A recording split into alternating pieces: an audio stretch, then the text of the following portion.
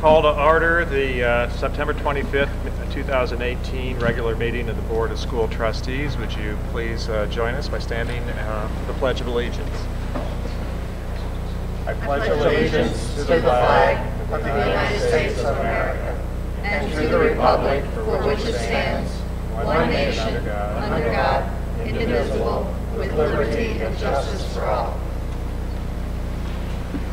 Thank you. And before we move on into the rest of the agenda, I want to point out something new this evening. If you turn around, you'll see that Mr. Rendell and two students from his television and radio class are going to be filming and live streaming our meeting tonight. Also the meetings in connection with our commitment to transparency and accountability, because we're public servants conducting the public's business in public. These are going to be available on the district's YouTube channel, so those who are not able to actually attend in person can tune in the middle of the night if they're having trouble falling asleep. Item 1.0, oh, we've done that. Item 1.03, adoption of the agenda. It is recommended that the revised agenda for the September 25th school trustees be adopted as presented. Move for a motion. Second. All in favor? Aye. Opposed? Carried. Item 2.01, John Young Middle School presentation. Mr. Fisher?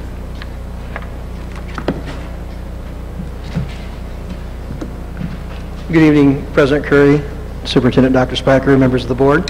I want to welcome you to John Young Middle School. I first want to start off by recognizing our student council has been doing a great job, and they're off to a great start. And I have our student council's secretary here tonight. Catherine Hill, if you could please stand. If you guys want to do So far this year, Catherine's been instrumental in communicating with me, a lot through email, but sometimes we chat in the hallways. But she's been doing a great job of starting fundraisers. We did our hat day a couple of weeks ago, and we raised money for the MEF.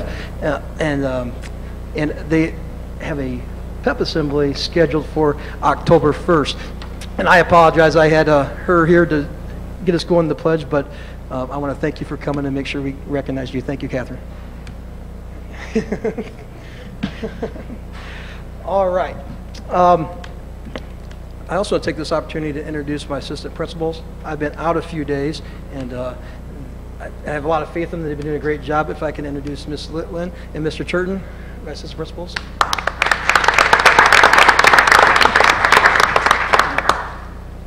And I want to publicly take this opportunity to praise my staff. We didn't get to host last year because of construction and things going on at John Young Middle School. And over the last year and this year with teaming, one-to-one, PLCs, I mean, you name it, our staff's done it, and they've gone all in, and I'm proud of my staff, and I just want to make sure I thank them publicly. So if we can get a round of applause for John Young's staff.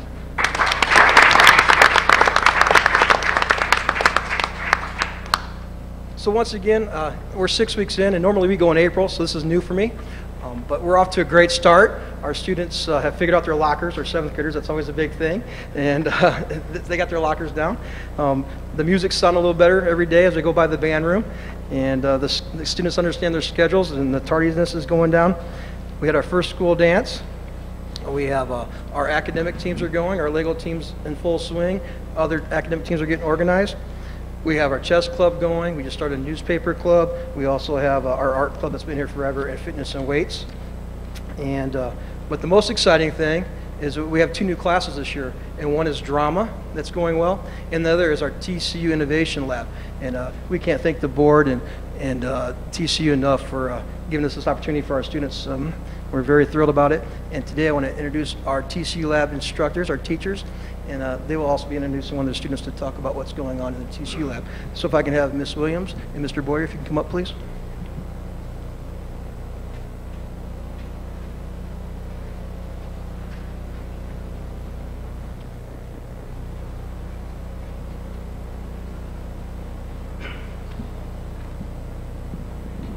All right, thank you. First, we want to take this opportunity to just thank the board for all the support that you've given us program around, as well as the administration. We as a staff really appreciate it, and our students appreciate it as well. We also want to give a special thank you to TCU, who helped fund the lab and again get this off the ground. This is a great program for our students, and we're very excited to get this going. And of course, thank you to the public for all of your support. We really, again, appreciate everything that you're doing for our schools and for our kids here in Mishawaka. And with that, I'm going to hand it over to my partner teacher, Mrs. Jackie Williams. Your partner in crime. So hello again. I feel like we see you guys all the time, but I think it's important to update you on how it's going now that we're actually in the swing of things. So we're 6 weeks in, and we still show up to work every day, so it's going okay.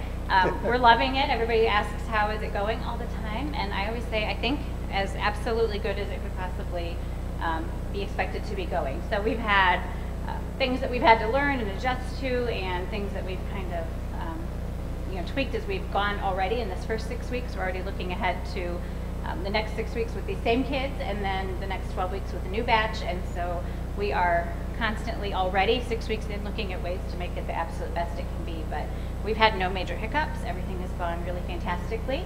And everybody's heard about the lab, I think, by now, but I feel like maybe everybody doesn't have a picture of what it's actually like day to day in the lab. And now that we have a better handle on that picture, we thought we would share that with you as well. So my clicker would click us forward here.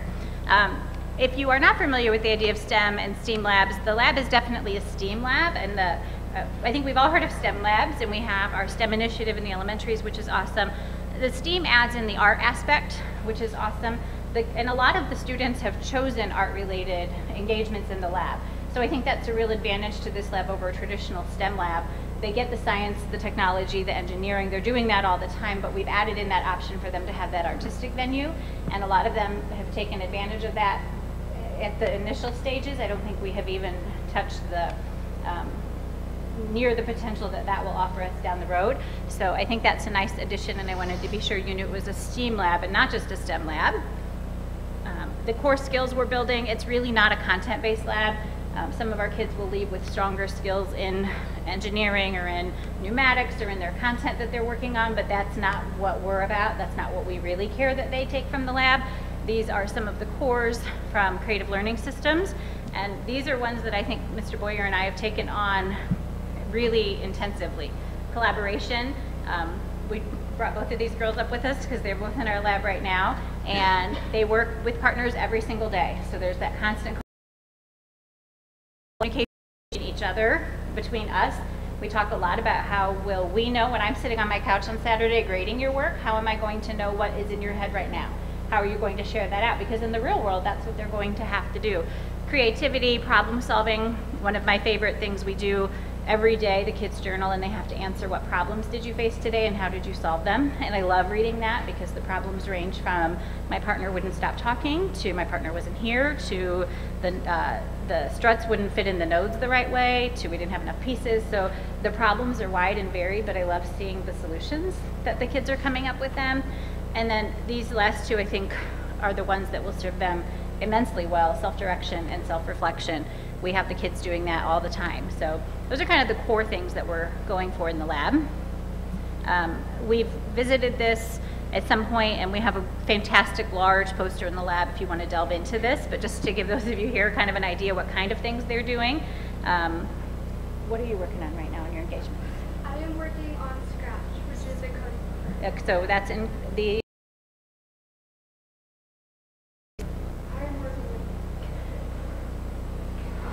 So you're doing a structures one. Yes. So we've got coding and structures right here. So right now, if you were to walk into our lab at any given time, you would see kids in any number of those. So it's not like everybody's doing choice in what they're working on. And so we have kids working across all of these areas. And just to kind of give you an idea of what all they are, a lot of them chose the digital communications. Is that the one that was kind of the hot ticket this time? But we think as they see more engagements, their interest will spread. We're kind of hoping that will happen. They see somebody else doing it, and they're like, oh, I want to do that next time. So we're hoping that that spreads from there. So how we go about our days, just so now that we spend our days in there, we know more about it now. We spend about 2 blocks of time in the learning stage, so this is where those kids are building that repertoire of knowledge of content about their software application or about building structures and points of weakness, things like that. And that's done through the learning launchers provided by Creative Learning Systems. They have this awesome curriculum ready to go for us. The kids go in, they learn some content, they go through some guided activities. That part is fairly directed. We still have them the whole way, though, reflecting and thinking about what's working, what's not working. But that blue stage is really guided, and then they get into the fun stuff.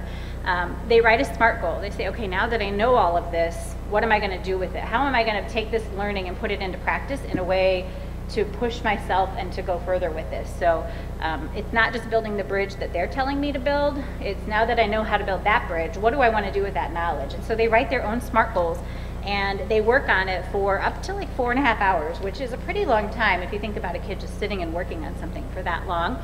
And once they have it done, if they think they have it done is not really something we do.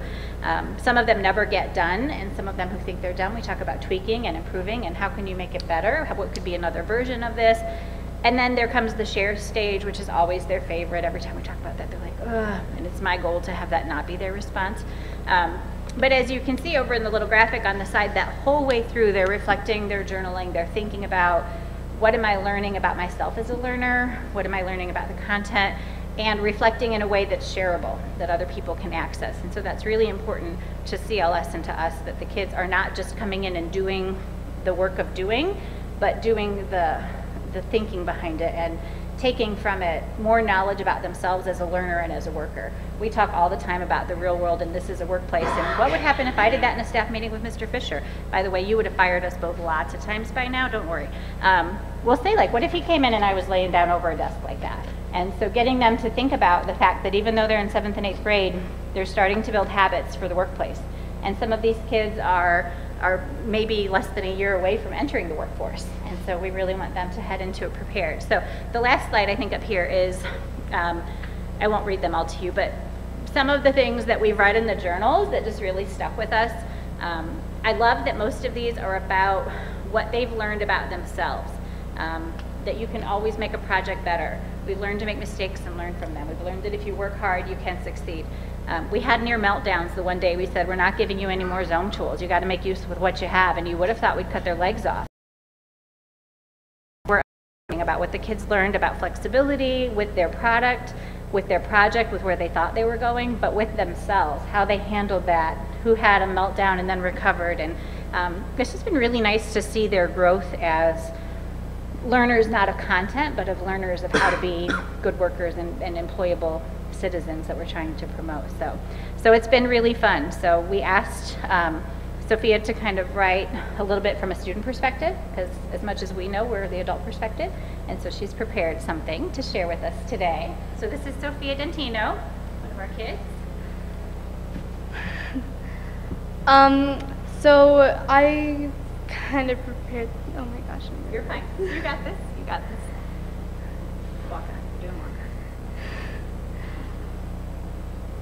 on. For the SMART goals and the learning launcher, we are working on, my partner and I are working on a program called Scratch, which is a coding program.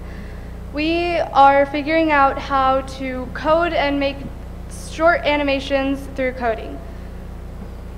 Our friend and I, well, my friend and I, we looked through the learning launchers and kind of figured out what all Scratch was, because we had no idea what it was. Once we found out what it was and started working on it, we started to extend it, which we just started doing today. So we have not, unfortunately, gotten to the sharing part yet, but I am excited as anyone to get there.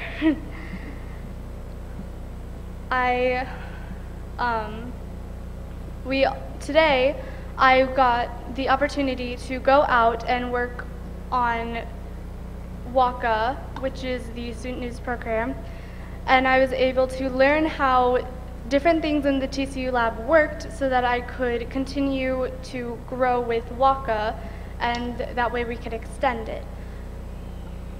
I had the ability to learn different editing things and all sorts of other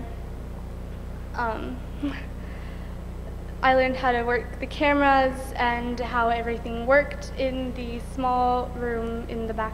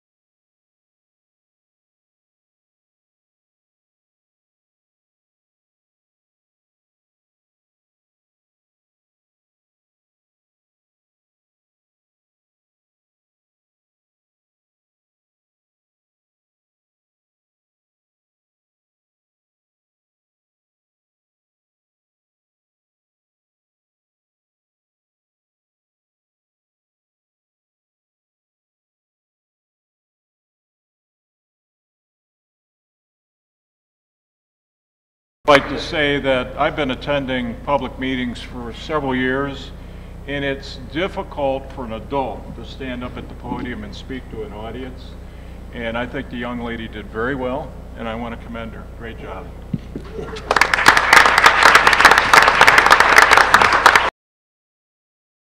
Sophia does a great job on our Walk in News. She has the personality for it. If you ever get a chance to watch one of our episodes, you'll see her shine because she's in her element there, for no doubt about it. She has a demeanor for television, and she'll do a great job. She can take Mr. Hubbard's job in a couple of years, I'm sure. All right. So not only are we focused on our 21st century skills, and we want to have our students prepared to go to the high school. I was at a conference, a personalized learning conference up in Wisconsin yesterday and today, and one thing that stuck with me is they said in the next 30 years, with the rate our technology is growing, we're going to grow from now until 2048 was the year they used. In that 30 years, it's going to be, the technology growth will be as much as 300 years from the 1600 or the 1700s till the present day. So we don't know what jobs are going to be out there. So it's important that we learn those 21st century skills so our students can adapt to whatever opportunities are out there for them. So that's our goal, and we're excited about the TCU Lab, and we hope we send students to Mishawaka High School ready to be 21st century learners. Also at the high school, they have Caveman Rock, respectful, on time, care for others, and keep engaged. I remember that from my time at the high school. And over the past few years, we've been Be Real, but we switched up this year. We were kind of hitting the reset button on our PBIS. We want to promote positive culture here. We want to work on school safety. We want to prepare our kids for the high school. So like currently we're wearing IDs, and all of our students are required to have IDs on them, shown above their waists, and they'll be doing that at the high school as well. But at this time, I'm going to call it Mr. Turton, and he can tell you what our PBIS team has been doing with Jaguars Rock. Mr. Turton.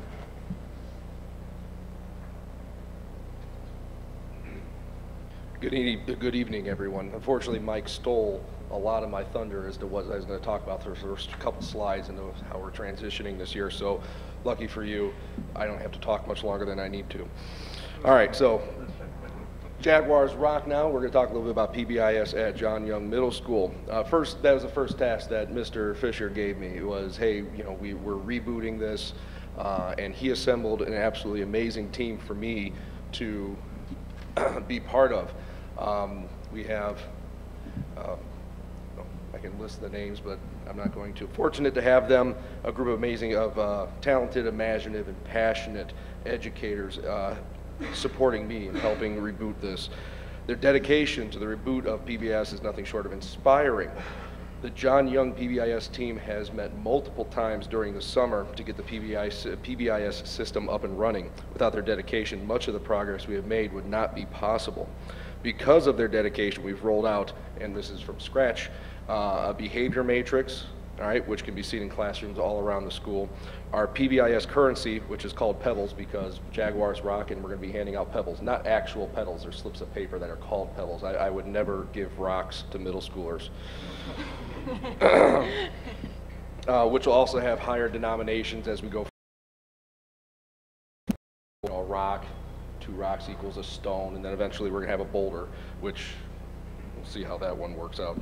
All right, we also have our own YouTube channel where videos such as explanations of expected behaviors are uploaded and archived for teacher use to show kids when maybe some of the behaviors are showing up again. They say, hey, this is the expectation.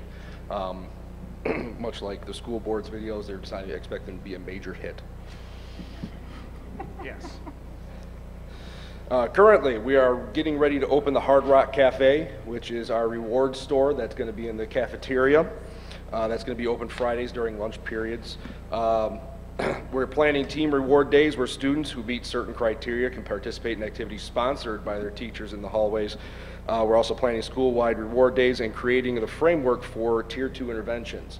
That's where, you know, we're doing really good with getting Tier 1 interventions out there for PBIS. Tier 2 is the next step where we can start identifying students who need the extra support when it comes to behavior and really targeting them. And I'm excited at John Young because of the team program that we have here really lends itself to focusing in on specific students.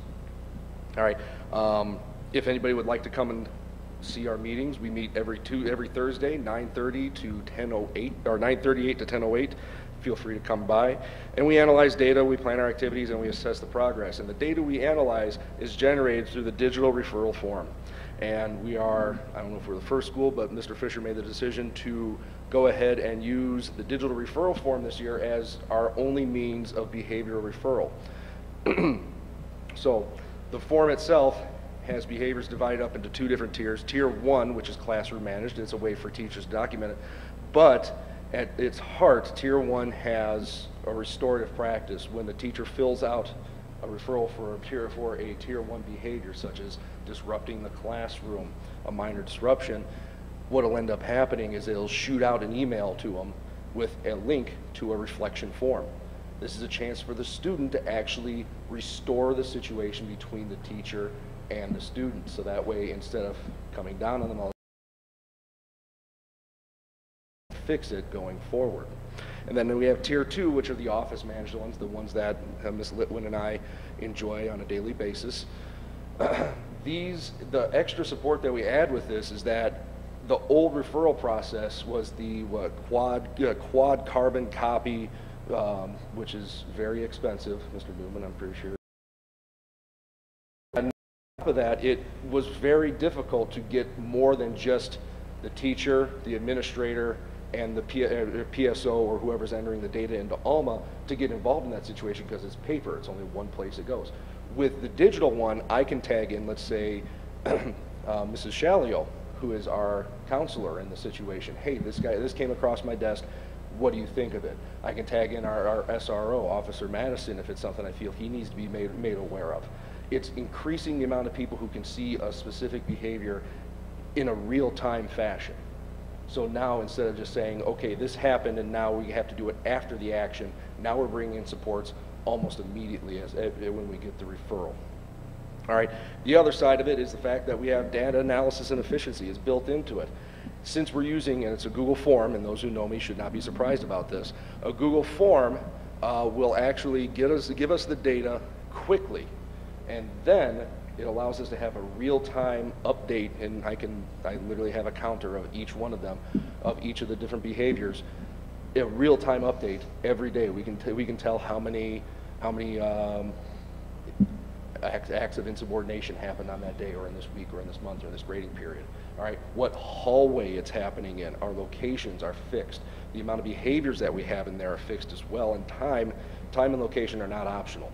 Before it's just, I'm going to fill this, filling this out, and quickly get it to the office, send it down with the kid, and then some aspects of that are looked over. With this, it gives us actual location. We can pinpoint which hallways, which areas of the school are having the most amount of referrals, and also at what time of the day. By the way, Thursday happens to be our witching day. I'm still working on time, but it's still one of those deals where it can get us, with limited resources that we have, it allows us to deploy them more effectively, more efficiently, and allows us to hit problem spots faster than the previous way. And also, as I alluded to earlier, it heavily reduces paper use. I've only gotten one paper referral so far this year, and that was from a sub. Is that about right for you? Yeah, one. Just today? Okay, so from a sub, okay, yeah. So the subs still get to use them, but for the most part, we've gone totally digital with it, and yeah, I think everybody's, there's always somebody that doesn't like everything, but hey, I think it's going pretty good. Okay. Oh. All right, so last slide.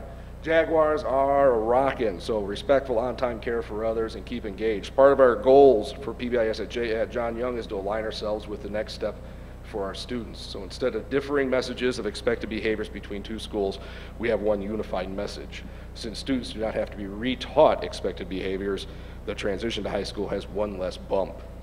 Jaguars are respectful, they are on time, they care for others, and they keep engaged, just like our cavemen. So in closing, PBIS has gained traction at John Young, and the team is working hard to implement the remaining tiers of the system. Thank you.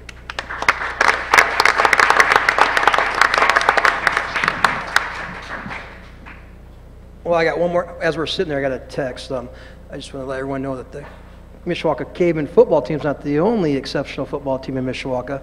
Our 8th graders won today, and they will be playing for the championship next week. And we haven't won that in over 10 years, so I'm pretty excited about that.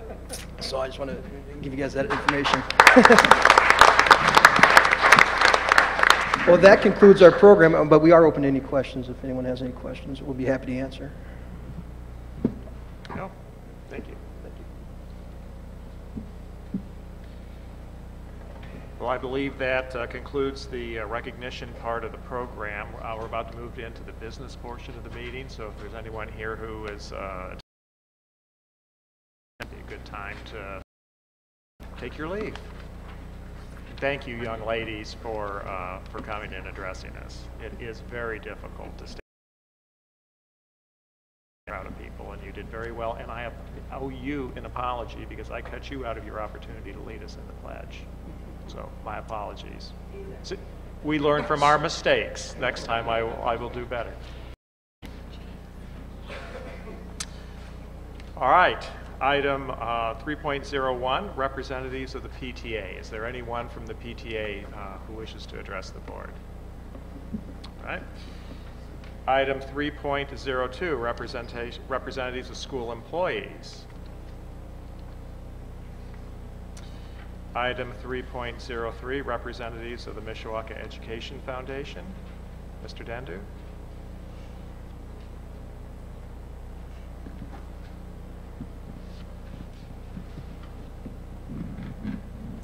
President Curry, members of the board.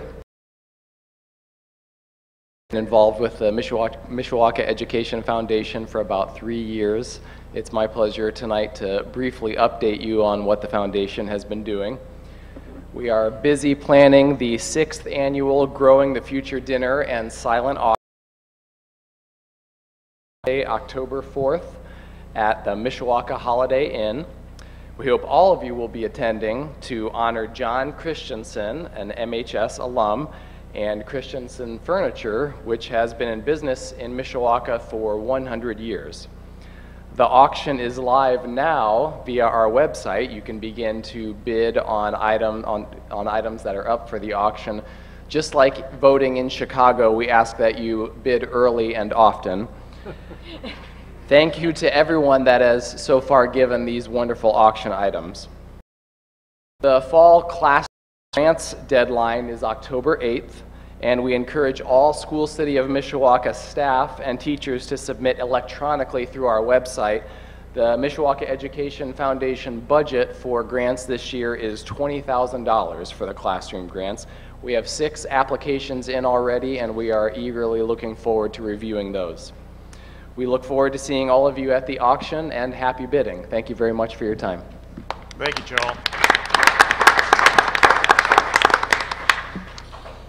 Item 3.04, general public. No one has signed up to speak to the board, so Agenda. Item 4.01, approval of the minutes of the September 13, 2018 regular meeting of the Board of School Trustees. It is recommended that the minutes of the September 13, 2018 regular meeting of the Board be approved as presented. Item 4.02, approval of bill warrants and payroll. It is recommended that the bill warrants and payroll in the amount of $2,052,461.64 be approved for payment from the appropriate funds. Item 4.03, approval of fundraiser requests. It is recommended that the Board of School Trustees approve the fundraisers as listed and documented. Item 4.04, approval of field trip requests. It is recommended that the Board of School Trustees approve the field trip requests as listed and documented. Item 4.05, approval of the financial report. It is recommended that the financial report dated August 2018 be approved as presented. Item 4.06, approval of the consent agenda. It is recommended that the Board of School Trustees approve the consent agenda. Move for approval of the consent agenda. Second. It's been moved and seconded. Any discussion on the motion? All in favor? Aye. Opposed? Carried. Item 5.01, personnel report. Mr. Rigler? President Curry, Dr. Spiker, members of the board, has recommended the personnel report be approved as presented. Move for approval. Second. It's been moved and seconded. Is there any discussion on the motion? Not all in favor? Aye. Opposed? Carried. Item 6.01, acceptance of donations. Dr. Spiker? Thank you, Mr. Curry. $250 from B&E Snow Plowing, Inc. to the Mishawaka High School dance team. $250 from Beachy and Son Concrete to the Mishawaka High School dance team. $100 from Catherine Hartley to the Mishawaka High School dance team.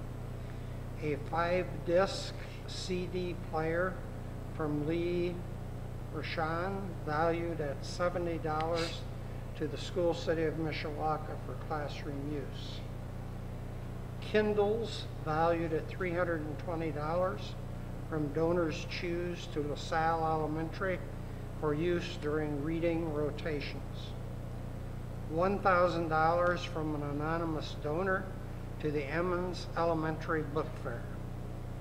$1,200 from the Mishawaka Lions Club to help support the alternative education programs at Mishawaka High School.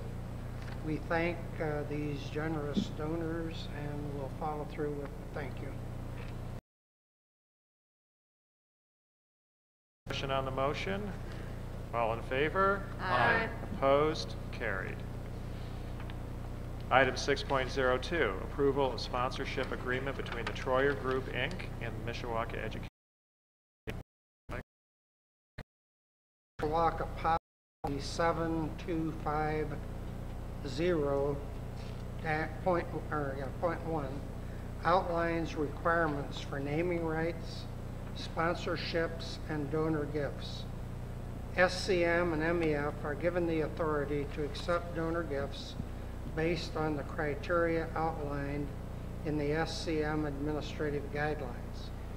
The Board of School Trustees must approve and formally accept the gift in a public meeting. Sponsor gift purpose. The purpose of this gift to the foundation is multi-purpose in nature. The financial pledge is for the sponsor donor to be the presenting sponsor of SCM's First Lego League Junior and First Lego League programs, grades K through 8. The sponsor donor will also provide mentors to support these programs, as well as SCM students and approved SCM coaches. Another purpose of the partnership with the sponsor donor is to introduce SCM students to real-world career pathways aligned with Mishawaka High School pathways. The sponsor's financial commitment. The sponsor donor hereby pledges to the foundation $20,000 per year beginning with the 2018-2019 school year and continuing for the next 12 years, ending with the 2029-2030 school year. The financial commitment on an annual basis can be changed by the mutual agreement of the sponsor, donor, and the foundation. Before making the recommendation to the board, I want to introduce Mr. John Lisinski. John is the president of the Troyer Group, Inc. And John, would you please stand, and we'd like to thank you and your organization for your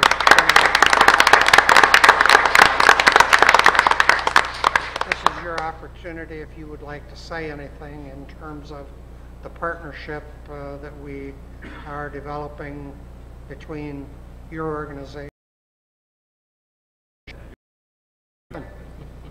We are very pleased and honored to have the opportunity to help with this program. I would say we are basically a civil engineering firm. I was looking at the screen things up there, and I'll bet 75% of them we do. It used to be the civil engineers just played in the dirt, and that's what attracted me. But we do outgrow that kind of stuff. And the audio, computer, graphics, that's all a main part of it, because you've got to sell your product. You've got to be able to display that kind of stuff. And I would say that right now, about 80% of our employees were introduced to civil engineering into the Troyer Group through an internship program or a co-op program or a similar program like this. We've hosted a number of high school students throughout the years for several hours, or they job shadow, and they followed us. So we've got a real passion for this, and we understand the benefits of being exposed to this kind of curriculum early on. And there's so much more to offer. Our employees jumped at the opportunity when I presented it to them to be a part of this, to help mentor these young people, and to be involved with the community. We've been in Mishawaka for over 40 years, and we love being here. We want to give back to the community. So thank you very much for giving us the opportunity. Thank you.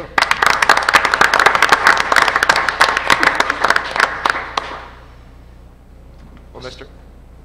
So it's my privilege to recommend that the Board of School Trustees approve the sponsorship agreement between the Troyer Group and the Mishawaka Education Foundation. Move for approval. Second. It's been moved and seconded. Is there any Partnerships like this with the community schools through our industry and business here, particularly in Mishawaka, is paramount to the success of the school system as well as to the community itself. And we thank you in the Troyer Group. Yes, I think that's exactly, I don't think anybody could say it better, Jeff. This is a remarkably generous and far-sighted commitment to the students and to the betterment of the community, and we're very, very grateful for this.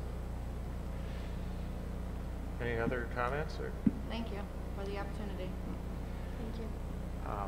It's been moved and seconded to accept this very generous gift. Is there any no further discussion on the motion? All in favor? Aye. Aye. Opposed? Carried.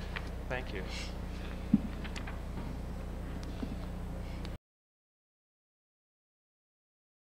Three, recommendation to award utility vehicle purchases. Mr. Faulkner? President Curry, Dr. Spiker, members of the board. As you know, the operations department our indoor equipment, our vehicle maintenance fleet. Last month we prepared quote packages for quotes for these vehicles, and we sent them out to Jordan Ford, Gates Chevy, and Gurley Leap.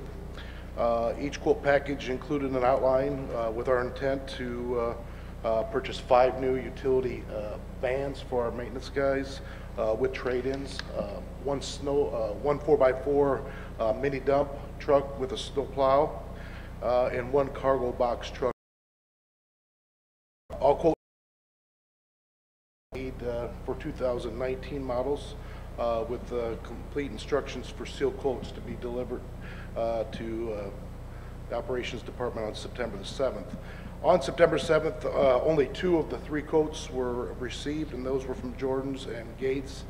After observing those quotes, I would respectfully request your approval to award 5 utility vans.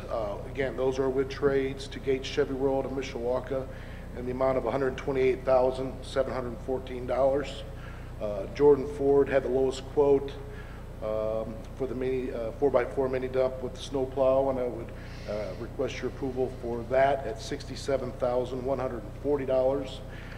And Gates Chevy had the lowest quote for the utility cargo box truck with trade, $36,538. I have added some supporting documents below that show what those trade-in values were, as well as what we initially had come to you back in the early winter, fall of last year, part of the $5 million on our estimations on what those would be, and happy to say that those were like $6,600 under what we had predicted, so that's good news. But I'd be happy to answer any questions you may have with regards to these sealed quotes, and again, ask for your favorable approval. Very good. Thank you. I like that. Appreciate that. Is that a motion? Move for approval. Second. It's been moved and seconded to approve the recommendation. Is there any discussion on the motion? All in favor? Aye. Opposed? Carried. Thank you. Thank you, Mr. Faulkner. Item 6.0, avenues for the Employee Assistance Program. Mr. Newman. Thank you, President Curry, members of the board. School City of Mishawaka's current Employee Assistant Program is offered through CompPsych to employees who qualify for School City's life insurance plan. This current program only provides 3 phone visits with a counselor per year. New Avenues, School City's current mental health network, has proposed a more comprehensive program that can be offered to all full-time and part-time School City of Mishawaka employees. So that would be employees who qualify for benefits and also employees who do not qualify for benefits. The proposal from New Avenues includes 5 visits annually per employee, critical incident response services, a web-based work-life resource center, and communication material to assist in educating School City of Mishawaka employees about these programs. The cost for these services would be approximately $14,500 annually, and we are agreement. Move for approval. Second. It's been moved and seconded. Is there any discussion? I just want to know, these seem to be very helpful services. Do we have any employees who take advantage of them? Do we have any information on that? I believe there's some usage of what the current programs are. This essentially expands the current program, makes it available to more employees, and it's a more robust benefit for those employees who do. Thank you. It's been moved and seconded. All in favor? Aye. Aye. Opposed? Carried. Item 6.05, recommendation to approve agreement with Michiana Beauty College. Again, Mr. Newman. Thank you, President Curry. This is a annual contract I believe the board approves each year. However, this will be the last year we approve a contract with Michiana Beauty College, as I don't believe they're moving forward with having their instructors properly licensed through the IDOE. So what we're doing here is this agreement essentially covers 2 students who started last year. The cost is $1,500 per semester. And again, there's 2 students enrolled for the 18-19 year. We also, similar programs are offered through the Elkhart Area Career Center in addition to Vogue Beauty School. For approval? Second. It's been moved and seconded to approve the recommendation. Any discussion on the motion? Then we're not going to be renewing a contract next year. Not with Michiana. Okay. All in favor? Aye. Aye. Opposed? Carried. Item 6.06, approval of resolution number 2018-008 regarding the purchase of certain real property. Thank you, President Curry. In an effort to continue to acquire houses to the west of Mishawaka High School in preparation for an expanded parking lot or some change to the current traffic flow in that area, we are requesting permission to purchase the property at 217 Wanger Avenue. We did have 2 appraisals on the property, one for $500. Director of Operations Mike Faulkner approached the owner of the property. It's actually a garage on that lot, but he did agree to sell it for the average of the 2 appraisals, which is $13,750. If approved, using cash balance in the general fund for this purchase. Alex, we have one home left on that block. Or we have 2. After this garage, we would have 2 homes left in that block. But one of them is a repo. And Alex, you want to give an update in terms of what's going on with that? Sure. So again, Director of Operations Mike Faulkner has been in communication with the bank or the holding company who currently owns the house on the corner. They have contacted us and let us know that it's going to go for to a sheriff's sale, I believe October 19th. So we're going to look into what the process would be for us to be able to acquire it at that sheriff's sale to discuss that process, but we would likely be bringing you another agenda item on October 9th.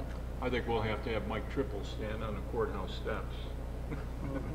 Or Mike Faulkner. Would it be, or is it even possible to check into seeing possibilities of a short sale rather than an auction? We've tried that. It's not worked very well.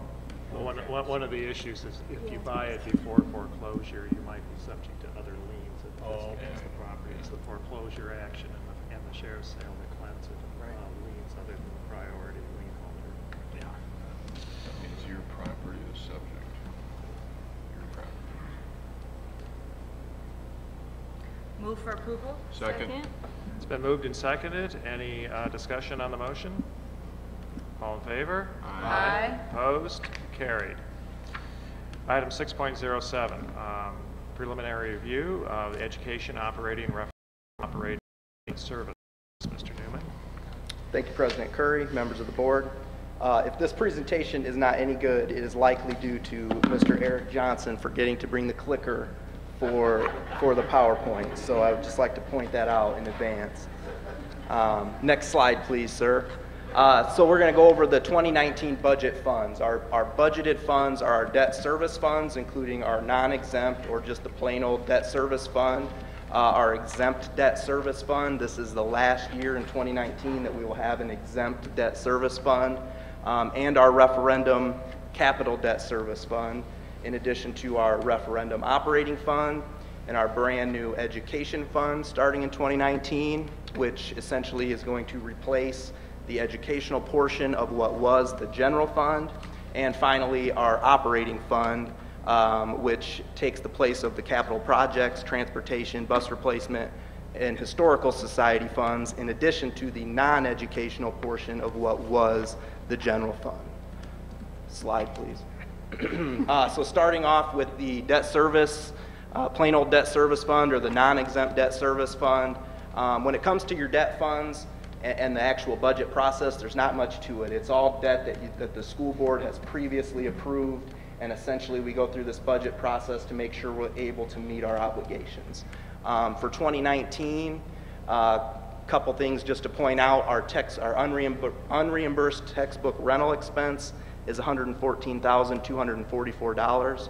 What that is, our free and reduced kiddos do not, and their families do not have to pay for their textbook or their workbook or their supply fees. The state of Indiana then reimburses us a certain dollar amount per student. It's usually about $71, $72 per student. So that money comes in, but it falls short of covering everything that we're out in the textbook rental fund because of these free and reduced students and their families. So we are then able to take that amount of money and build it into our debt service fund.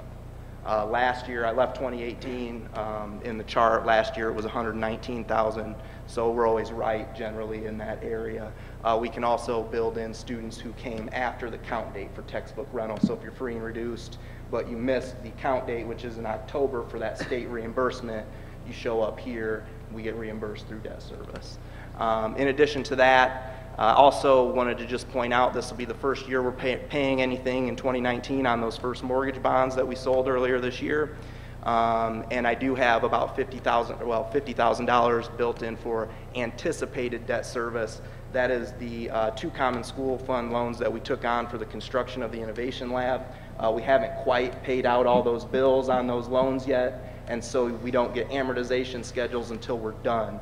It's possible that between now and the end of the calendar year, we're finished spending at least one of those loans, and at that point we could request that we start to repay it in 2019.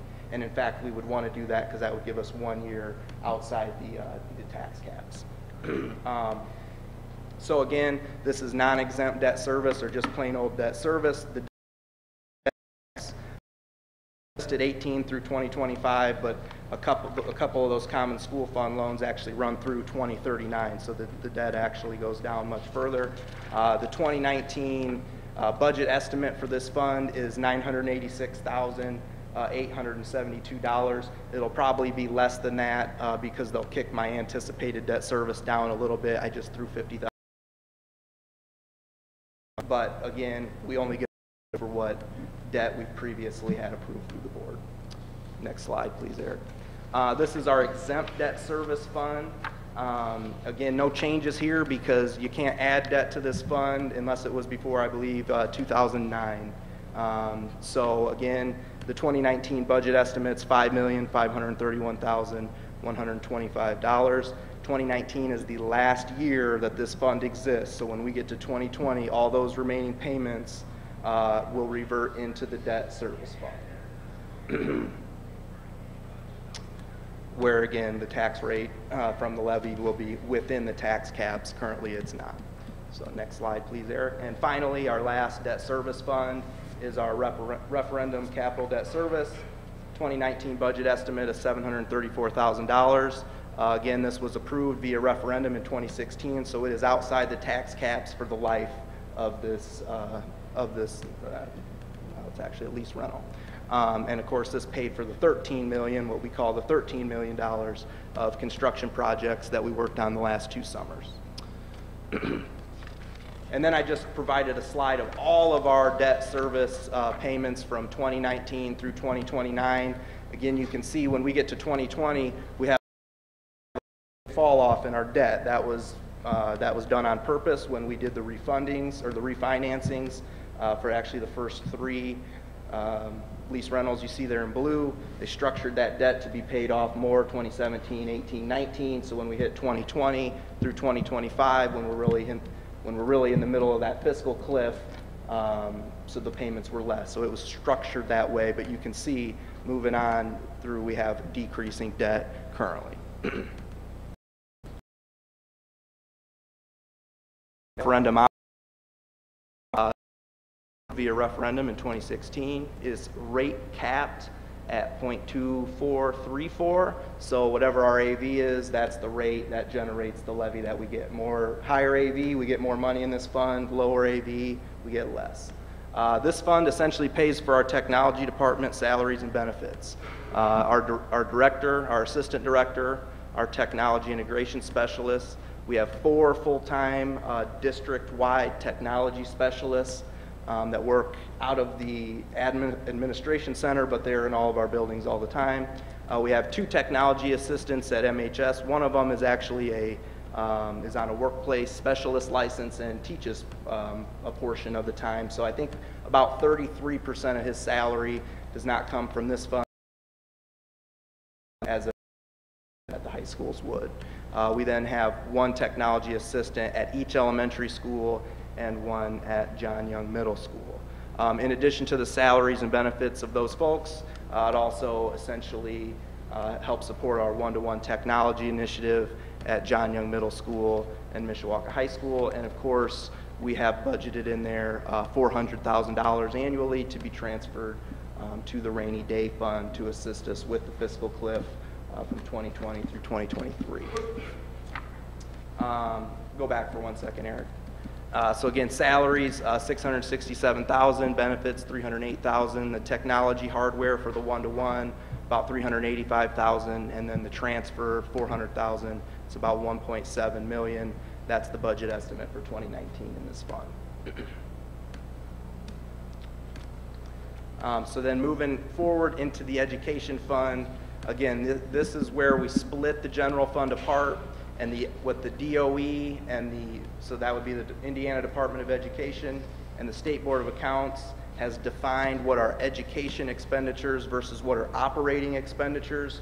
So what ends up in the education fund, so when we talk about staffing, we're talking about salaries and benefits, we're talking about all of our teachers, all of our teaching assistants, teaching aides, our special education teachers and program assistants who aren't paid for through federal funds, our psychologists, our speech language pathologists, our counselors, our media and library teachers and aides, all of our building principals and office staff, our instruction and curriculum department there at the central office, and last minute change by the state, they allowed us to keep our athletic coaches in the education fund. So realistically, everybody who works at a building, primarily that's not a custodian, is essentially in the education fund. It's kind of an easy way to explain it. The other things that get paid out of this fund, instructional supplies and equipment, media, library, books and supplies, building office, principal's office supplies. Our transfer tuition is a big line item. This is the money that we take and we transfer into a fund for Oak Lawn, or we pay to the Elkhart Area Career Center, or we pay to Michiana Beauty College or Vogue, etc. Our nursing and athletic trainer contract is paid out of this fund.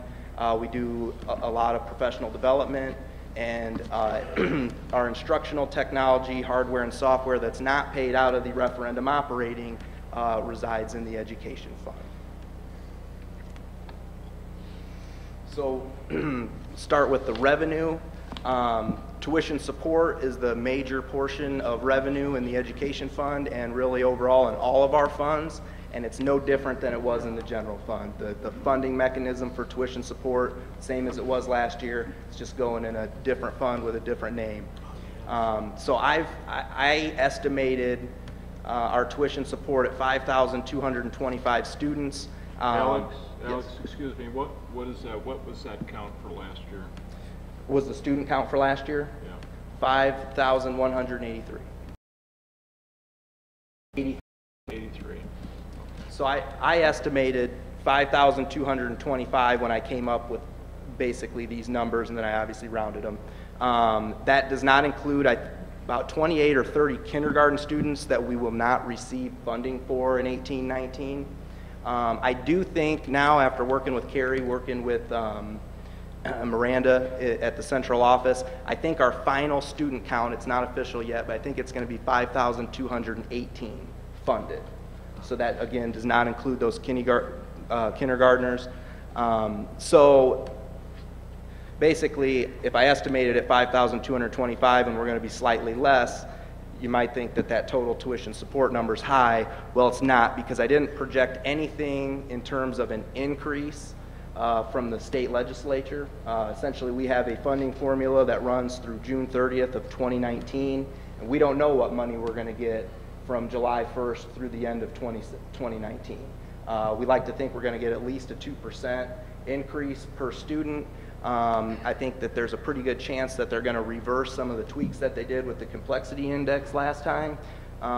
So really, I think it's not a stretch to imagine that we would see about a 3%, possibly even greater increase in our per student state funding starting July 1st, and I didn't project anything into that $37,750,000 number. So it is a conservative estimate. Just to go through the categories of tuition support, basic tuition support is the same dollar amount. Every school gets the same dollar amount per student that winds up on their ADM. That's that first line, so $28,120,000. Complexity index, or the complexity grant, is based on, I won't go into the whole calculation, but essentially it's based on your direct certified students, so your families who qualify for TANF and SNAP benefits when they apply through your food service department, they take that count measure it against your total count, come up with some sort of indexing, and then they determine what your complexity grant is going to be. They sort of backed off a little bit on that the last time they adjusted the funding formula, and I think they're going to reverse some of that moving forward, but right now we're projecting about $5.4 million. Special education grant, depending on the student's disability, we get varying amounts per student. That count doesn't take place until December, so I'm essentially just carrying forward last year's count for that at about $3.3 million. Honors diploma grant, we get a certain dollar amount for every graduate who graduates with an honors diploma, and then we actually get a little bit more for every student who graduates with an honors diploma who happens to be free and reduced. I believe those numbers are $1,200 and $1,600, but I don't have that in front of me. And then again, our career and technical education grant, the additional money we get from the state to pay for Michiana Beauty School, Vogue, Elkhart Area Career Center, I'm estimating that right at about $800,000. I've been going back and forth with Principal Ross at the high school, and I think we're going to be right in that neighborhood. So total tuition support, $37,750,000, and again, I think that is a conservative estimate for calendar year 2019. We then also get other revenue. It obviously makes up a small percentage of the revenue in the education fund, but it's important nonetheless. We get some transfer tuition. That could be preschool, could be money from other schools for attending Oak Lawn. There's a couple different things that could go into that number. Our interest earnings that we get from our savings at Teachers Credit Union. We have student fees. Most of our student fees flow into the textbook rental fund, but we do have fees for just generic supplies that get purchased out of the general fund. So those fees get steered back into what is now the education fund. Estimating our summer school reimbursement at $160,000. What our summer school reimbursement should be roughly for 2018. We submitted that a few weeks ago, and typically we get that check from the state sometime in November. And then just random miscellaneous revenue that might come back to this fund of about $30,000. So total other revenue, $510,000. Total education fund revenue, $38,200,000.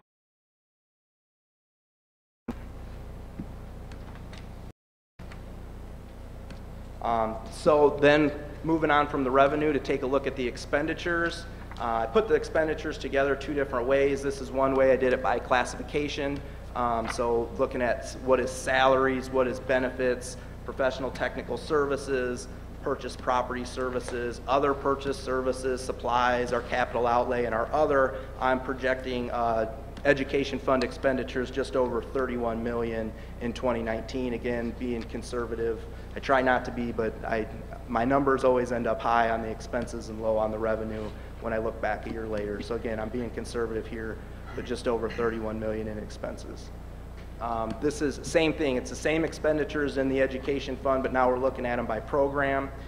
So we have instructional regular programs. We have special programs. That could be special education. It could be high ability type programs. We then have summer programs, remediation, which we typically would talk about that. That's IREAD. Again, transfer tuition, the Elkhart Area Career Centers, the Oak Lawns. We then have our support services for pupils, support services for instruction, support services, school administration, and then community services, which is basically, in the case of the education fund, is athletics. So just a different way of breaking down that $31 million in the education fund. So then I summarized it, where I think we're at. Again, the revenue less the expenditures would leave us with a balance of just under $7.2 million. But then something that's new, totally new, is we've got to transfer money now from the education fund to the operating fund. So all those expenses that used to be in the general fund that were being supported with state tuition support are now residing in the operations fund. So we actually need to kick money from one fund over to the other one. I just came up with a roundabout figure of about $8 million, which would leave us with an operating deficit in the education fund of $809,638. Again, I went over the transfer, but again, these are get mid-year, and we realize, okay, we planned on transferring $8 million. That's too much. We can pull it back. So again, this is just my estimate at this time. And just to put things in perspective, when we put together the 2018 general fund budget, we actually projected a $1.1 million deficit. Not going to come anywhere close to that. We're actually going to build a cash balance in that fund. So that's the summary for the education fund, revenue, expenditures, balance, but then what we have to transfer to the operating fund throughout the year to cover what was part of the general fund previously. The operations fund, again, this replaces the capital projects fund, the transportation fund, bus replacement fund, historical society fund, and again, it houses all the non-educational expenditures that were previously part of the general fund. So when we talk about salaries and benefits, we're talking about the superintendent's office, we're talking about the school board, our communications department, the business department, the human resources department, Mike out in operations, his department, our custodians and our maintenance staff, our bus drivers and our bus aides, and then any staffing that we have within our children's museum. There's a lot of other things that could come out of this operations fund, but in trying to keep the two balanced, non-educational supplies and equipment, custodial supplies, transportation, fuel and supplies, bus purchases and maintenance, our utilities, that's a huge line item, are paid out of this fund. We have professional development for some of these departments as well. Educational technology and software and our connectivity, so like our Comcast bill, our AT&T bill, all of that is non-educational. It gets paid through this fund as opposed to the education fund. And then our property and casualty insurance gets paid from this fund as well. So then bouncing back to the revenue for the operation, local property tax, what we should be able to get in local our operations is a calculation of what our 2018 max levy was in CPF, transportation, bus replacement, historical, which was that the bottom, multiplied by the assessed value growth quotient, which is calculated by the state, the Department of Local Government Finance. It's the same for all units within the state. So our estimated max levy for the operations fund that comes from property taxes is just over $3.2 million. We then get other local taxes, our seeded money, financial institution tax, commercial vehicle tax, these other miscellaneous local taxes that will come into this fund in the amount of about $184,000. We get seats from extracurricular to cover transportation, that's typically athletics, it's field trips, and then miscellaneous revenue of about $25,000. I'm being pretty conservative with those miscellaneous numbers, but total operations revenue that will be generated, $3,447,000. So again, then going into the expenditures, I broke them down two different ways. Again, I won't read through each one, but I did want to point out, because I broke other out in this category, just to point out that we're paying back about $788,000 from our operating fund. Next slide, please. Again, just another way to break it down. Support services, I combined them for the sake of keeping it all on the same slide, but superintendent, communications, business, HR, operations, $2.5 million. Buildings, our maintenance of buildings and grounds, which also includes utilities, that's why that number is so large, $4.5 million. Maintenance of equipment, our vehicle maintenance, non-buses, security systems, insurance. These were all categories that either existed in the capital projects fund or the transportation fund, or some of them again in the general fund. But then we've got community services, which is mostly our Hannah Lindahl Children's Museum. I did build in some money for land acquisition and development. I built in a little bit more money than we had previously for professional services. Again, that energy savings is really debt. That's energy saving bonds that we took out in, I think, 2011 and 2014. Rental of buildings, facilities, and equipment, purchase of mobile and fixed equipment, and then historically the school seems to have been building in about $100,000 in emergency allocation, so I kept that going moving forward. Total expenditures in the operations fund, $10,355,042. So again, looking at the summary, revenue, well,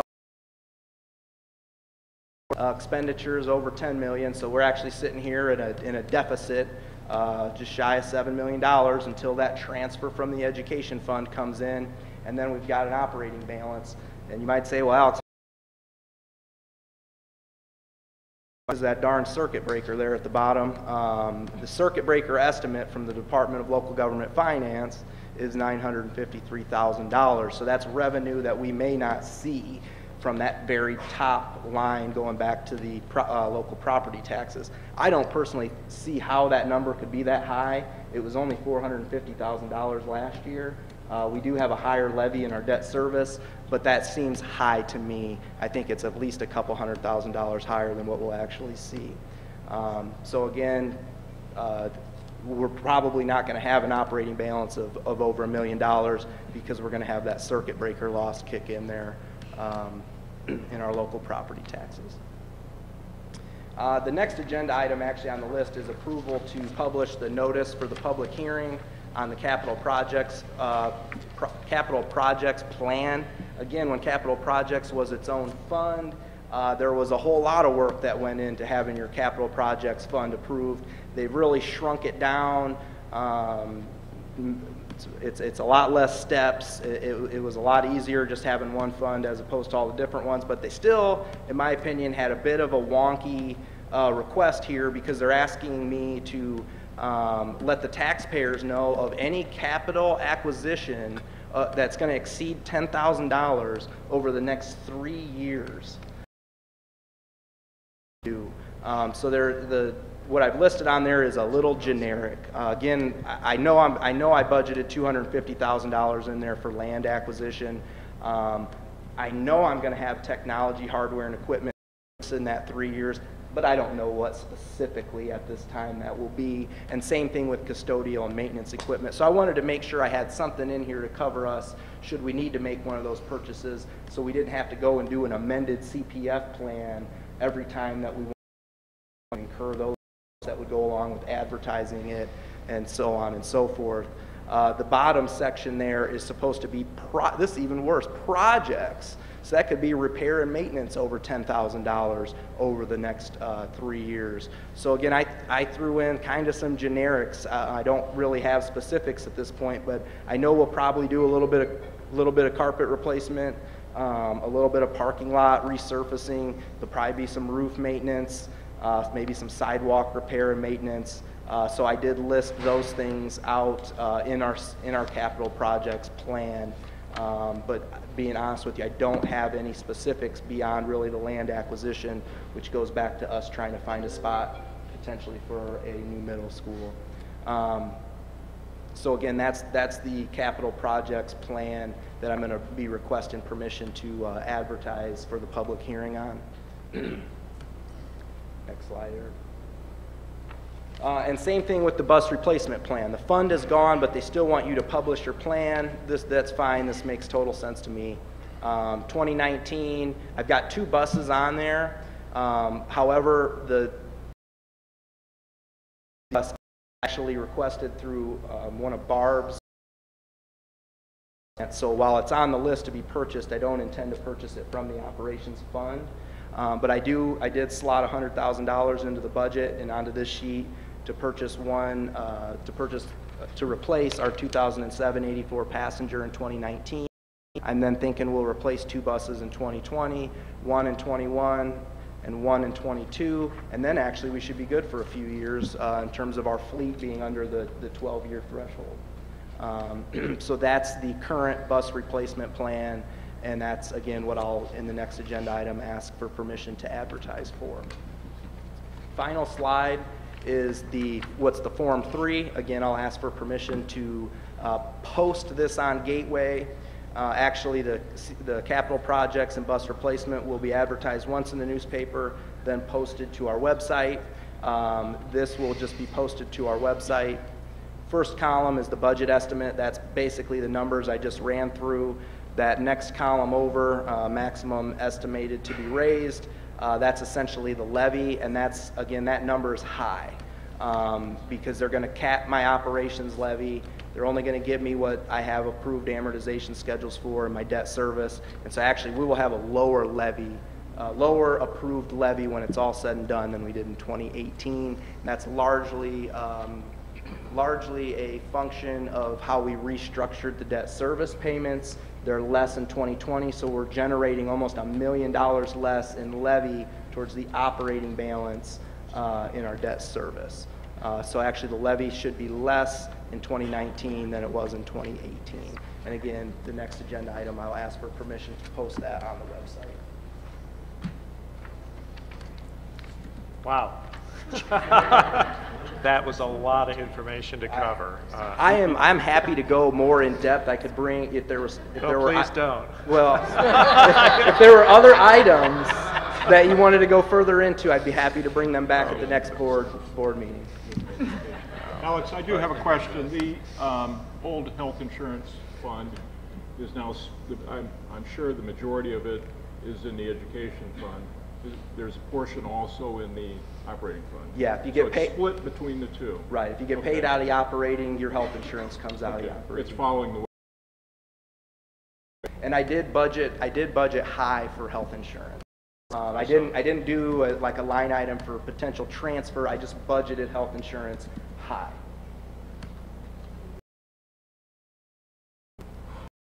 Well, Mr. Newman, I've sat through several Department of Education presentations on the difference between the old funds and the new funds and how they're going to work, and you have done a wonderful job of explaining it by comparison. Thank you. I won't say it's fully clear, but it's less muddy. I can go back to the start. That's okay. That's okay. I thought it was an excellent presentation. Would you go back to the first page? Maybe no. We're going to need a detailed breakout of that $8 million. Yeah, the $8 million is just what I'm projecting we'll need to cover the operations. Hopefully we don't need that much. Hopefully I come to you in May and I say, hey, 8 million was that was too much. So we're gonna ratchet that down, because actually there'll be a resolution that I'll bring to you guys, or bring to the board, probably sometime before the end of the year. That's transferring from education to operating, and then there will be another resolution probably in January to determine how we break out the ending cash balance in the general fund. How much is going to stay in education, how much is going to go to operating. I think the most important thing is to remember is we're not changing the way that we're spending money. It's just coming out of a different fund. And so when we sit down with the teachers, we're going to look at the balance of both funds. I'm not going to transfer all the money to operating and say we don't have any money in the education fund. We look at the two funds collectively, and that's how it's really always been done. Well, really probably back to forever, the general fund has supported the tax rate fund, or the taxable funds, certainly at School City, Mishawaka. Alex, I would just want to say a couple of things. First of all, well done. That is a lot of information in a very condensed form, but it's so understandable. I get it, and I'm not the numbers girl. It's frustrating to see the numbers, right? And so we've kind of done some of this the last year to ourselves. But in the same token, what your conservativeness is welcoming always to me. I love that. I am super relieved that you're in charge of our finances, because I think you have a great handle on explaining it, where it is, where it's going, what needs to come in, what needs to go out. So I want to thank you for, this is like the book for dummies right here. I mean, this is very well done, and I'm very impressed. So thank you very much. Well, thank you. Alex, I know you don't have 15 years of super good data to base your allocation for the $8 million on. Mm-hmm. I was curious, how often do you plan on reassessing that, like every 6 months, or? Well, I think we'll look at it on a monthly basis, right. But it may take, it may take until we get to the fall of 2019, because not all the expenditures in the operations fund hit at the same time. It's not a consistent month over month. So we may be sitting in May and say, hey, that operations fund balance is looking pretty hefty. Do we need to pull back on it? But again, maybe there's just certain expenditures that haven't hit yet. I know our utilities, they really start ramping up, especially the last 2 months of the year. And I bring the monthly financials, we'll analyze it. But I don't think any more than every 6 months we're going to I don't want to bring a resolution every month to right. adjust what we're transferring over. So, but I would say on a monthly basis, we'll analyze the two funds. Gotcha. And then my other question is, will there be any repercussions for having a negative education fund? Well, again, that's not it. We're not going to have a negative overall cash balance. We would have a negative, essentially, if those numbers held true, and I don't expect them to. But we would have a negative operating balance, and to have a negative operating balance in any 1 year is not overly concerning. If we go to sell bonds, it might be a question from Standard & Poor's, or, but you know, typically if you're not sustaining that year over year, no, I wouldn't. No penalty, and I would say it's not even unusual. Perfect. Thank you. You're going to the end of year cash that's in the general fund. How are you going to split that up? I'm thinking, you know, I don't know. I haven't really sat down and delved into it, but imagining that we won't have a large cash balance in CPF, bus replacement, or transportation, because we never do at the end of the year, I'm thinking probably at least 25% of the general fund cash balance would get transferred to operating. So if there's a slight negative or a slight drop in the operating balance, you're still going to have enough cash on hand to keep it positive. Yes. Amanda, did you catch that? Amanda. I'm sorry, Holly was asking me a question. Sorry, we were discussing. Oh.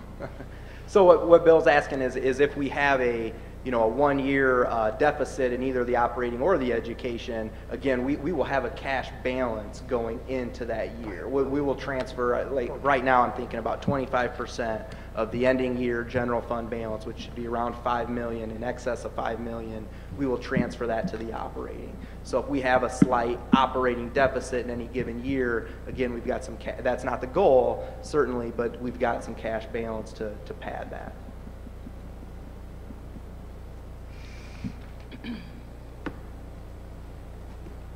Thank you. Anything else on this agenda item?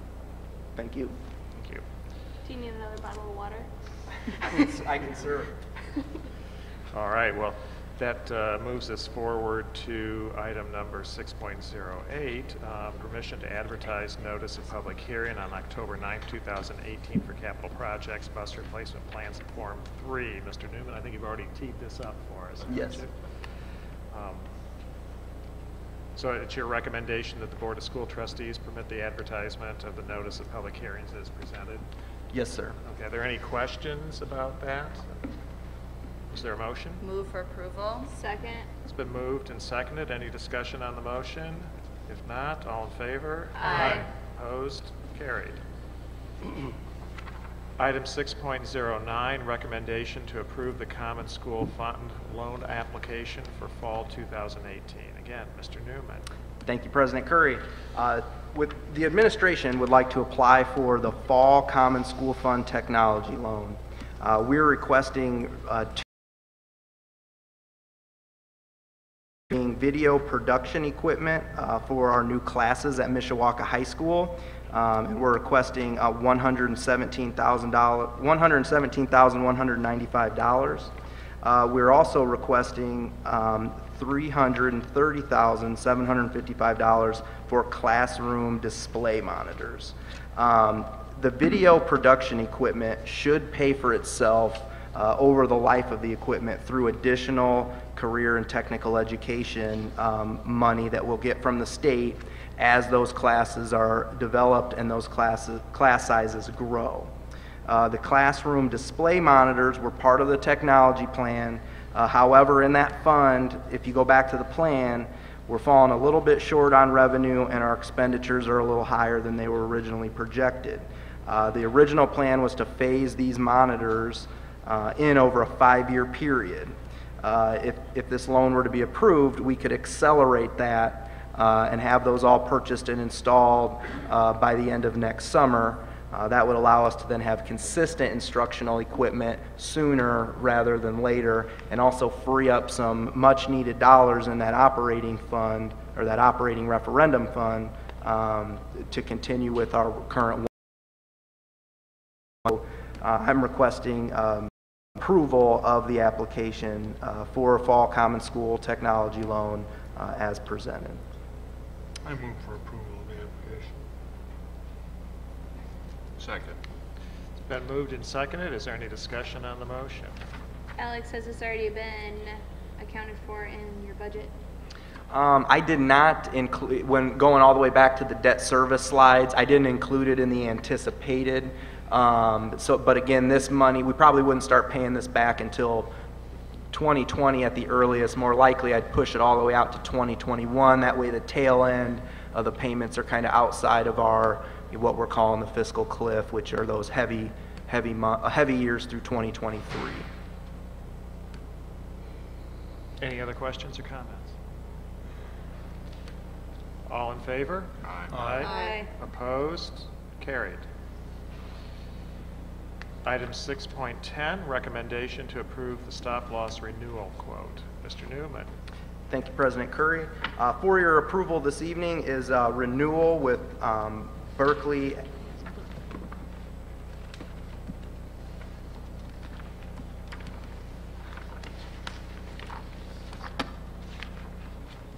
Berkeley Accident and Health for the stop loss within our health insurance fund. That was a really long lead up to your agenda item. But they marketed us. I believe we included the spreadsheet for the board to look at. A lot of different options in there. But they're recommending the 14-month option with Berkeley Accident and Health. I ran out of time after preparing for that budget meeting. I didn't think of what I was going to say for this one. So essentially, we're recommending that 14-month option. It's certainly an increase over previous years. Some of the reasons for that recommendation, it's a lower overall aggregate. The SIHO nationwide quotes had limitations on their laser. They proposed a 12-12 contract versus a 15-12, and that being a very significant consideration when we have a laser medical case that's already started. Berkeley quoted a lower laser amount at $200,000. SIHO nationwide did not offer a 14-month policy, and SIHO nationwide had a run-in limitation on the aggregate stop loss. The recommendation again is for the 14-month renewal period. This gets us back to a January 1st renewal date, and when it comes time when we get to next fall for negotiating with the teachers, that's going to be a big help. It's a big time crunch to have a November 1st renewal date when the state mandates the timeline for collective bargaining, and it really falls between the tail end of September through October. Is it very difficult to get things done as you would otherwise want to. So again, we're requesting approval of the quote from Berkeley Accident and Health for a 14-month term. Is there a motion to approve the recommendation? Move for approval. Second. It's been moved and seconded. Is there any discussion on the motion? I've got a question. Any thought in the specific deductible changing it? Bob? We did have COVID 150. I believe it's taken about $70,000 or $80,000. It's something we can consider. It's just an increased risk that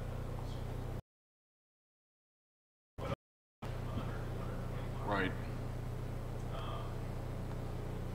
Further going down that thought process, it might make sense because when we're doing a 14-month contract, we're still keeping that $125,000 spec. It's a 14-month period of recovery. It's really like $147,000 spec that would be appropriate to keep the status quo. Okay. We can look at that. You're the consultant. You tell me. I think I'm much more of a risk taker than a school board would be. So, but Alex and I are still on it. Okay. Thank you. Thanks. I'm sorry. No, not at all. Any other questions or discussion? In that case, it's been moved and seconded to approve the recommendation. All in favor? Aye. Opposed? Carried. Moving on. Financial report. Mr. Newman, it is your night. All right. Well, you know, This just should be easy. like any other month, you know, I'm happy to answer any questions that the board may have on the August 31st financials. I did want to point out one thing. It looks like we decreased our cash balance in the general fund from the end of July to the end of August. August was a 3-pay month. We always have a decreasing balance on a 3-pay month because our monthly tuition support from the state is monthly. We get 12 equal installments. So when we have a 3-pay month, our expenditures are going to exceed revenues. Also, towards the bottom in the notes, if I've been providing all year what the balance was at the end of whatever particular month in the previous year. You'll notice we're less than August 31st of 2017. Well, that's because in 2017, August was not a 3-pay month. The 3-pay month was September. So we are still right on track with where we've been. We're adding to our cash balance in the general fund. I'll point out that textbook rental fund because that looks good. We're over with most purchases really made for the upcoming school year from textbook rental and without any of our fall fees being collected yet. We're just about ready to go on fees. Tracy, Lisa have, they've really been working hard on that to get that new program that we're using, which we really love it. But it takes some time to get those things loaded in there, and it's our first year where we're actually using it from day one. So we should actually have fees out to parents here within the next week or two, due I believe in November, so we're back on track with where we previously were at. If the board recalls, last year we had some issues with that and we didn't actually bill last year's fees until the tail end of the school year. So we may have some upset parents who just paid last year's school fees and are now getting billed for this school year. However, I think it's important that we get back on that fall track. Otherwise, it really gets messy in terms of turning families over for collection, and they're getting turned over the same time they're getting next year's. So we're happy to say we're going to be back on that fall collection timeline. Self-insurance fund, actually, all things told, August was not a bad month when we're looking back over the previous 10. But again, we're sitting in the hole. We know we're going to have some risk share money that's going to come back. It won't come back within this calendar year, but we will get a good chunk of money back probably mid-2019. That's really money that's associated with 17-18 benefit year, in addition to some prescription rebate money that'll come back. But we still may have to do some slight transfer from our general fund into the insurance fund at the end of the calendar year, but I don't think it'll be anything like it's been previously. Again, happy to answer any questions on the financials at the. Are there any questions? All right, then thank you, Mr. Newman, and we will move on to item 7.02.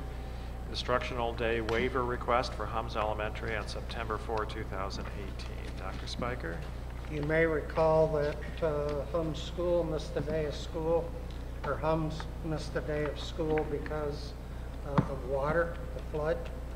And there is a process that we have to go through in terms of requesting a waiver for staff and students for that day, so we don't have a financial penalty. The state waived that. Mr. Welling followed through with the waiver, and it has been approved, so we will have no financial penalty. Thank you, Mr. Welling. Any questions about that? All right, we'll move on then to 7.03, the construction update. Mr. Faulkner. Mr. President, Dr. Spiker, members of the board, before we go into the construction update, just wanted to let everybody know that not half of Mishawaka, but a big portion of the city is without power right now, which is affecting Mishawaka High School, Beeger, Emmons, and the administration office. It was an AEP issue. We paid our bills. Okay. AEP, one of their relays affected 3 to 4 of our substations. Contacted our friends from the electric division, Mishawaka Utilities, and they're looking, he said 35 to 45 minutes before we're back up We and have running. redundancy into our grid. Yeah. Apparently not. When, I guess, the entire AEP transformer goes out, I'm not so certain that, just wanted to point that out beforehand. So. Thank you. Okay, but pleased to give you the updated bi-monthly construction updates. And as always, like to start off with the slides that are going to fall off that you won't see next time, including here at John Young Middle School. We had 6 windows. The soffits are done. The boards are off the windows, and this project is complete. So we're excited to cross this one off the list.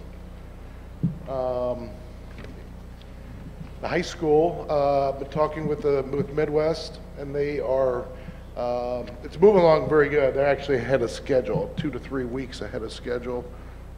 They initially said that we would be done around the end of October. Now, weather pending, they're looking 2 to 3 weeks. They're currently working on the east side of the front of the school and on the east side along Gernhardt Avenue. But they've made great strides. They've had some good get these windows installed, and with any luck, we'll be out wrapping up this project in the next couple weeks. Mike, are we replacing the windows directly above all the doors at the high school? Above all the doors, not all of them. Okay. Yes. Just some. Some. Okay. It's kind of scattered. Okay. Yep. These windows have blinds as well? They will. Every window will get brand new blinds, yes. Moving over to the administration offices and the carpet vestibule and the new carpet install, which is moving along fairly quick. It's actually, we're in the carpeting phase right now, and I have to say that this is going much more smooth than I initially anticipated with all the cubicles and so forth. The staff have been great, very patient, and we thank you. We're about 40% of the way done. I think by Friday or Monday we'll be about 50% done and have the entire eastern half of the administration office is complete with the business office in the front left to do. So we will be starting the vestibule the first week of October, again, moving Miranda back to the south conference room. The main door will be the D door at the very south end of the administration office. The Alumni Plaza, we're finalizing the last bit of concrete put down. Unfortunately, we have to redo a slab up towards the front where some folks had walked through it. Not the fault of the kids at all, but we are looking to have this wrapped up by the first or middle of next week. It's been a long process, but we should be in good shape of finishing this out. We're also starting on the doors, locks, and hardware. We're actually going to have a pre-construction meeting on Friday, October the 5th. All the elementary hardware, doors, locks have been ordered. Again, we're going to start in an elementary school. That one is yet to be identified. I imagine we're going to start small and go big, so I'm thinking Battelle may be the first one that we do. And again, all this will be done after hours. So I'll have a more detailed schedule after the October 5th meeting. Hum School, we were moving on to phase 2, as if you guys recall. We were pretty excited on September 20th after that first major downpour to the happy that our little first phase worked and we didn't have to do anymore, but I jinxed us all with the email, and because round 2 actually got us, we flooded. I think a lot of that though really, again, proved our philosophy with the storm sewer. So now phase 2 is going to bring our downspouts to the rain garden area, and we're looking at starting that October the 8th. Mike, so in phase 2, we're going to have more pipe not attached to the same pipe, but more outlets for the water. Correct. Okay. Yes. So that should stop the flooding. I certainly hope so, because after phase 2, I think it's safe to say that we're going to be managing 70 to 75% of the water on our own site. So it was pretty amazing, even with the Ys that were added to the downspouts. They 90 up and they're level with. They blew the grates right off of there. So that just kind of gives you an idea how much pressure that really creates. Water's amazing. So looking forward to going on to phase 2 and getting this knocked out, and Hill Excavation to give us an estimate of $25,000 to begin excavating. So.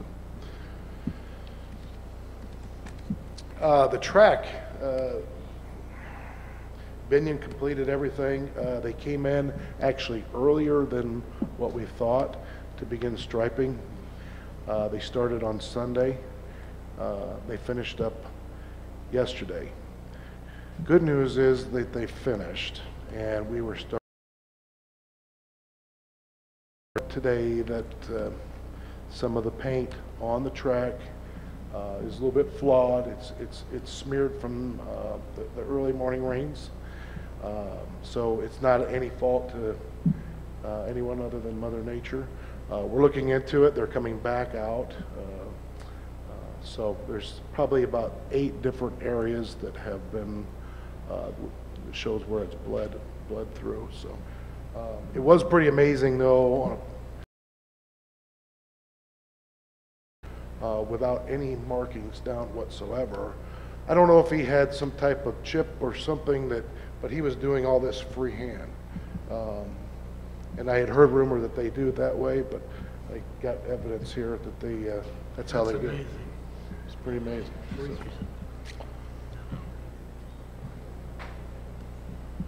The terracotta work, Schmidt, as I announced at the last update, at least they met with Schmidt & Associates last Friday, and we're waiting for quotes. He met with both Ross Masonry and Zilkowski, so we're waiting on the quote for the terracotta work. And I put Liberty Roof back up on the construction update because we are going to go back and reinstall the snow and ice guards. Matter of fact, we're going to have a pre-install meeting on that same October 5th. And all the ice guards rails have been ordered, and Midland is going to install them, and we will get our plan of attack so Miss Mabry won't have to go through those avalanches again, hopefully this winter. So, and then finally, the school buses, I think Alex touched base on. We're excited to have 2 new yellow 2019 buses that seat 78 per bus, and then 2 new white ones, 14-man passenger. In the last couple of years, they've been nickel and diming us big time, so hopefully it'll reduce the cost on service repairs. I think, is that it, Eric? Okay. If there's any questions, I'd be happy to try to answer them for you. Good job. Thanks. Thank you, Mike. All right, 8.01, public announcements. The next regular meeting of the Board of School Day, October 9, 2018 at 7 p.m. at the Administrative Center, 1402 South Main Street in Mishawaka, Indiana. Is there a motion to adjourn? Motion to adjourn. Adjourned. He was ready to be done. Hit that one.